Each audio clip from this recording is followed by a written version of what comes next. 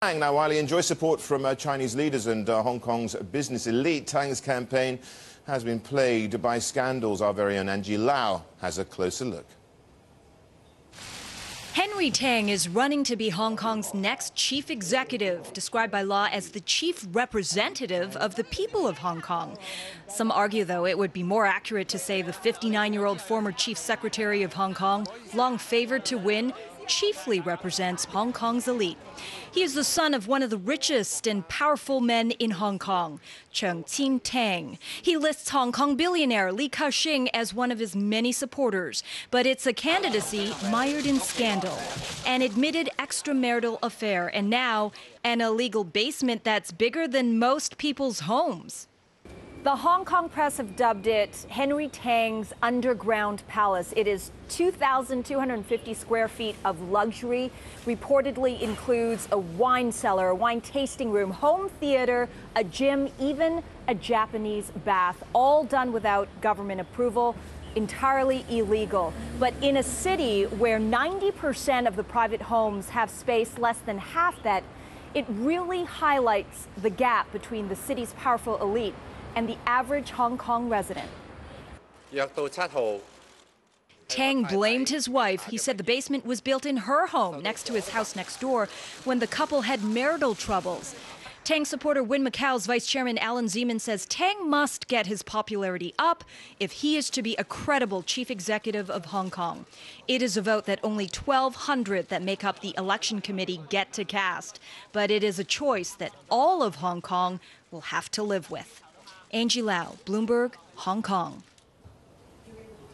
We're pleased to be joined by Henry Tang. He's, of course, the Hong Kong chief executive candidate and former financial secretary. This is our first interview with an international broadcaster.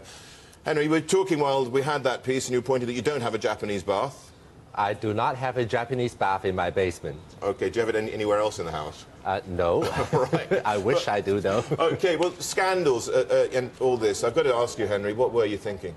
Well, let me first start by saying that this is an important election, and I'm energized by it, because this is a campaign, and we're paving the way for universal suffrage in 2017. I am the consensus builder with the strong experience versus my main opponent, who is a very risky person. It's a risk that Hong Kong cannot afford to take. I've got to ask you again, those scandals, A, what were you thinking? Is it all behind you now? And is everything out there? Have you got any other confessions to make? If you do, you know, speak now or forever hold your peace. I will forever hold my peace, because... So there's nothing else? There is nothing else. I am, in a way, glad that all these scandals are out, so that when I'm elected on March the 25th, I will not have any of these yokes around my shoulder. OK, well, if you do get into that position on the 25th, and you do see where the polls are right now, where you are well behind. Now, I know you've told another newspaper that you think you're going to catch up, but if you do not and you're elected, do you think that you have any legitimacy? I believe that people's support for government arises from how government works for them. In my 9 years in government, I have always had serving the people. It was an honor and a privilege. It was an opportunity where I could put policies into place that will expand the economy, create jobs, and improve the livelihood of people. Well, that's the other thing. I mean, we saw that basement, and it also just highlights a lot of people on the streets talking here in Hong Kong about the divide between rich and the poor here. Now, what would you do to address that inequality? I very much believe that education is the main avenue for social mobility. So investment into education is an investment into the future. So my education program will include 15 years of free education, small classes for middle school, and also we will improve, raise the university level, the subsidized places, from 18% to 25%. 1 in 4 will be able to attend universities on a subvented basis. Education is all well and good, but what about the issues right now as well? Because that's going to take some time before the benefits of that education actually do feed through. Yes. But what would you do now about some of these other issues about inequality of wealth, etc.? These are very, very important, and this is what people care about.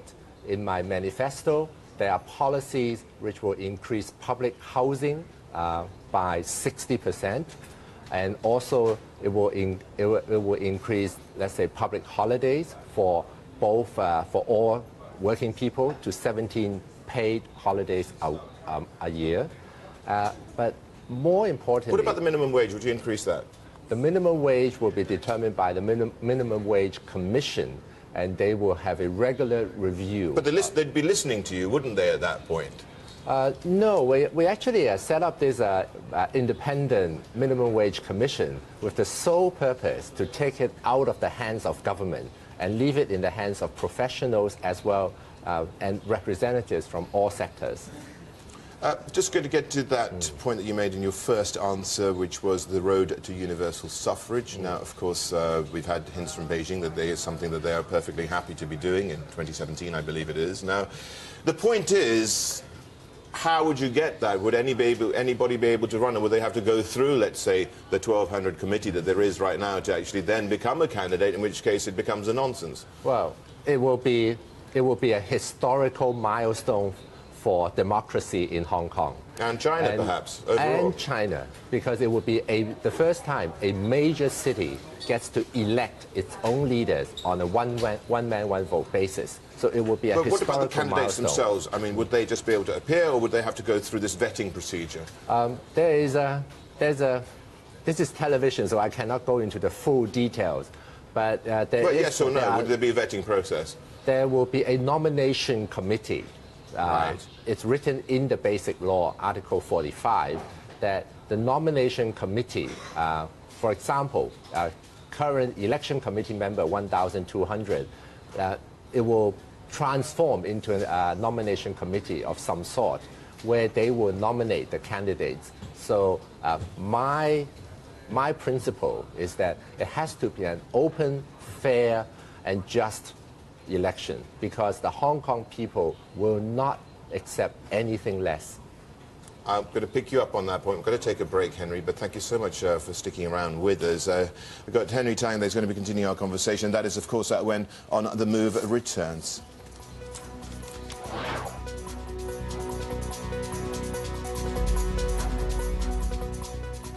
Interactive Brokers presents today's Forex Pricing Data Board. If cost matters to you, visit interactivebrokers.com/forex and learn about their Forex ECN.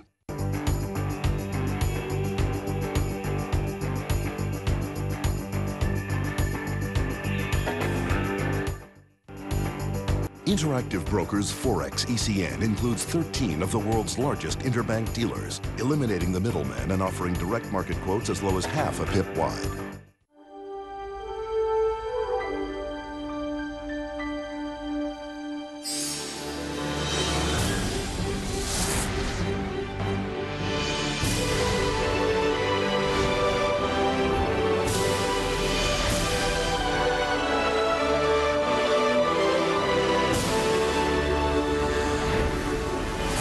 Connecting Asia and the world.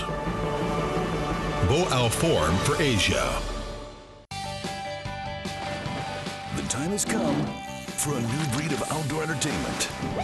Come on! It's gonna be awesome. Oh, yeah. Open your world to unparalleled outdoor action. That is 100% exclusive, 100% new to Asia, and in 100% HD. It's crazy. One channel, infinite choices. Yes. That's how you do it! That's 100% outdoor entertainment. I love it! Outdoor Channel, the world leader in outdoor entertainment. First up, Asia. Fast, fun, and your informative way to start your trading day. Coming off the close in New York, we'll get you all set up for the Asian trading day. We'll take you to the open in Japan, in South Korea, in Australia. Top insight from guests that matter. Headlines, breaking news. If it happens in Asia, we'll have it. So join us on First Up Asia, your first look into business.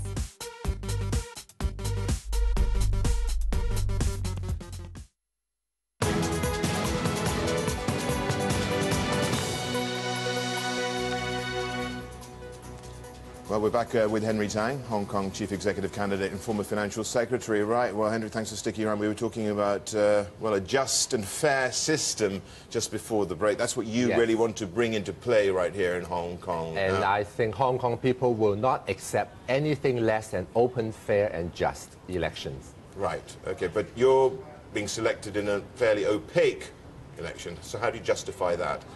The election committee composition comes from a broad base of the community. Of business leaders, mainly. Well, business leaders only account for about a quarter of the election committee. The other three-quarters comprises of professionals, from community leaders, from labor unions, as well as from legislative council and district council people. So it actually has a fairly broad base.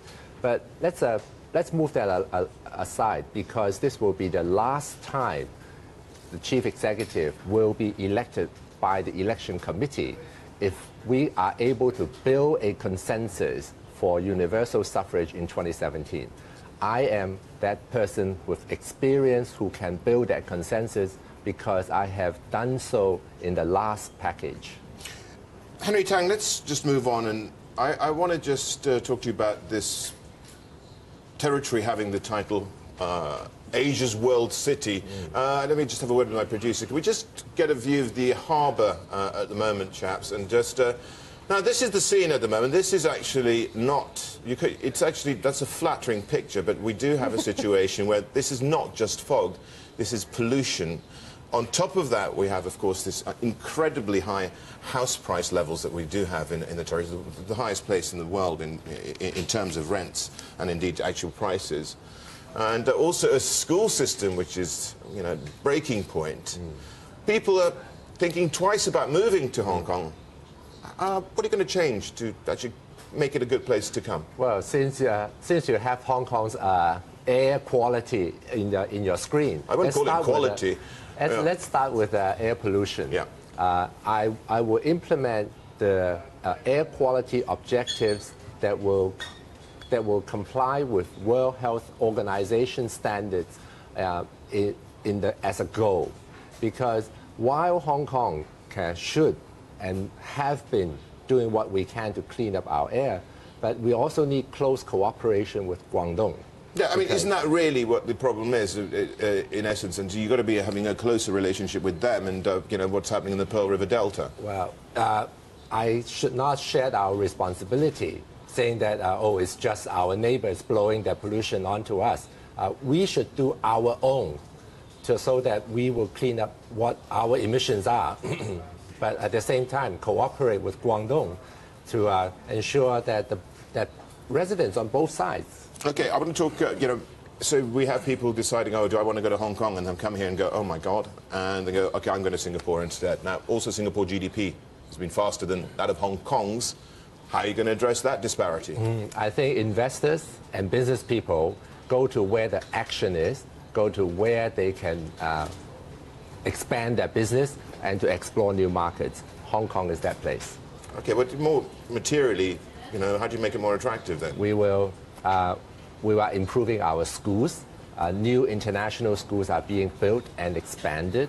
At the same time, our business opportunities are increasing with SIPA as well as with offshore renminbi business. I think these are all opportunities which will create jobs for Hong Kong and attract talents from all around the world. Okay, let's talk also there about the business side of things and, of course, the internationalization of the RMB, the yuan. Now, what else can you do to actually facilitate more of that business into the city? Offshore renminbi business was started by me in 2004 when by the then Joseph Yam, who was the chief executive of the Hong Kong Monetary Authority. Together, the two of us went to speak to party leaders in Central People's Government, laying out to them that the internationalization of renminbi starts with Hong Kong. And we have done very well, come a long way since 2004, but we still have a long way to go. I want to ask you, if you would stay, I've just got to get another commercial break, and if you would stay, Henry, it would be really good to have 2 more minutes with you to talk about the yuan and where we go with it, and indeed the dollar peg that we have here in Hong Kong, with the Hong Kong dollar, of course, being pegged since the early 1980s to the US dollar here as well. That'd be really good if you could do. Henry Tang there. Well, just to say that you can, of course, see more and hear more from Henry Tang coming up right after this break, when On the Move returns, plus a market check as well, a day when we're seeing equities rising, and this is down to some more positive data coming out of the global economy. Stick around.